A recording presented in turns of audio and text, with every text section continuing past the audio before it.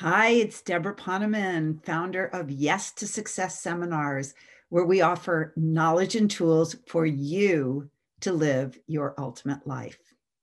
So the other night, I was listening to a tape by a renowned teacher and healer from Australia named Master John Douglas. And to me, he's one of the wisest and most powerful teachers on the planet today. And in this particular talk, Master John was talking about kindness. And although I was in a very deep state of bliss just listening to him, I did manage to write down a few things he said. And the first thing I wrote down was this quote, and it goes like this: being a giver is one of the most important things you can do to mitigate your karma. Now, that's quite a powerful statement from a man who sees way beyond third dimensional reality. Being a giver is one of the most important things you can do to mitigate, to lessen your karma. Now, this is kind of exciting to me. I thought, wow. So no matter how gnarly your karma is from the past, there is a way to undo the knots. He then used the example of the tithe, and he said, and I'm not pretending that I'm quoting him exactly, but he said basically, like when you tithe, people think, oh, I'm going to test this out. I'm going to give 10% and I'm going to see if my finances improve. Well, first of all, in my book, of course, that's not why you tithe. You give 10% of your income to the source of your spiritual inspiration as a way to say thank you to the God of your understanding for all of the miracles he, she has brought into your life. I mean, you always say thank you when you get a gift, right? If you don't acknowledge the gift you receive with a sincere thanks, I wouldn't wait for that person to give you another gift. So we tithe to acknowledge the abundance of gifts that we receive in our lives. And the bonus is that people experience that their finances improve. In fact, they improve, pressed down and overflowing. But that was all an aside. What Master John said is that when you give, you need to be patient.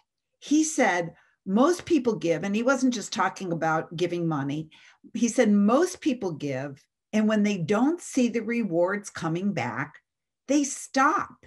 He says, many people stop just before they would get the rewards, and they miss the magic karmic recalculation moment.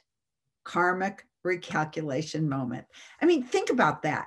We know that as you sow, so shall you reap. We know that no act of kindness, however small, is ever wasted. We know that the giver always receives more than the receiver. The giver receives more than the receiver. Yeah, that's right. But did you ever think that you might give up on kindness too soon, just before the karmic recalculation moment? When we give selflessly, not to be appreciated or acknowledged or recognized, and not expecting anything in return, when we give because the giving is its own reward, that's when we have the karmic recalculation moment. I mean, I've seen people give so that they can buy another person's loyalty or favor or friendship, or to indenture the receiver in future business transactions. I've seen people tithe so that their names are on a plaque, or they can be in an exclusive club, or they can tell everyone how generous they are. And everyone is like, oh my God, you're so wonderful. And that's actually too bad that they get all of those acknowledgments. Why? Well, there's another powerful quote from the Old Testament, and it goes, do not your alms before men, or any giving for that matter. Do not your alms before men to be seen of them. Otherwise, you will have no reward from your Father who is in heaven. So when you do your alms, do not sound a trumpet before thee, as the hypocrites do in the synagogues and in the streets, so that they may have the honor of men.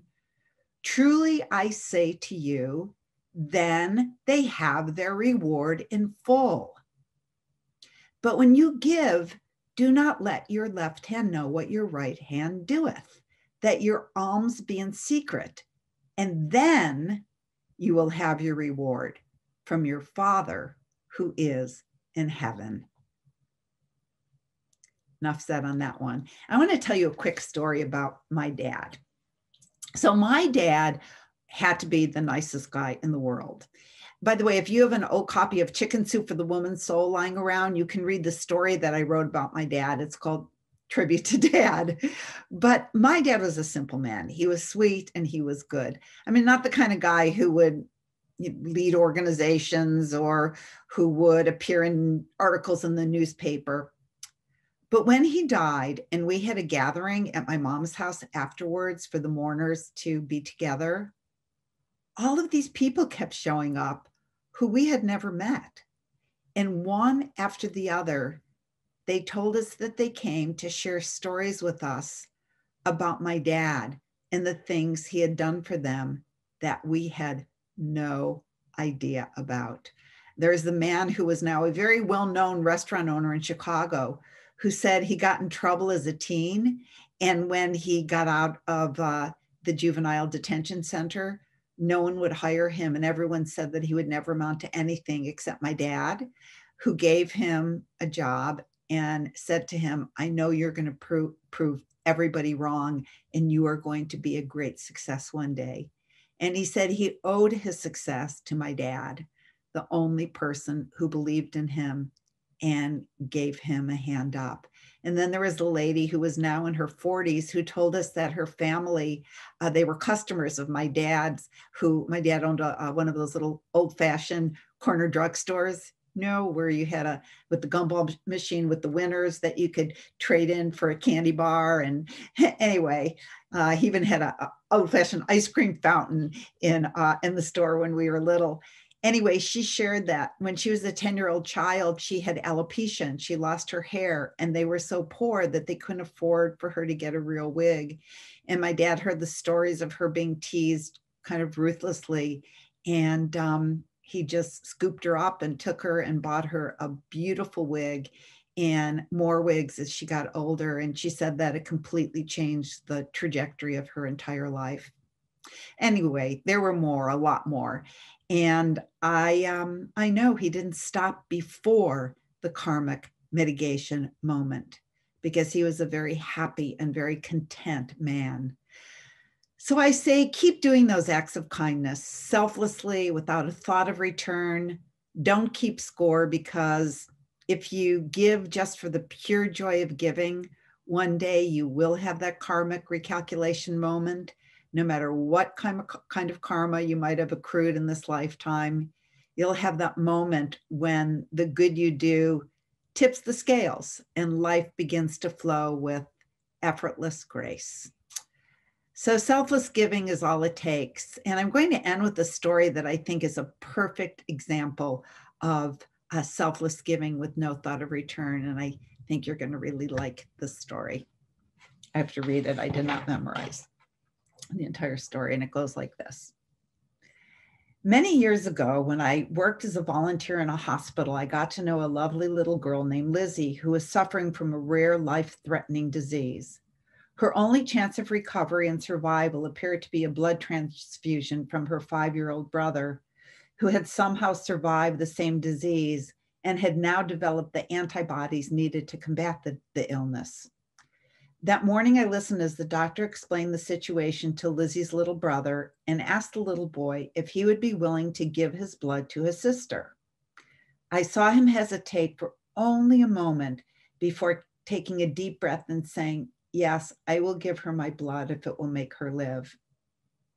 As the transfusion progressed, he lay in a bed next to his sister and smiled, as we all did, as we saw the color returning to Lizzie's cheeks. And then suddenly his little face grew pale and his smile faded. And he looked up at the doctor and asked with a trembling voice, "Will I start to die right now or later?" Being so young, the little boy had misunderstood the doctor. He thought he was going to have to give his sister all of his blood in order for her to live. So may we all be like that little boy.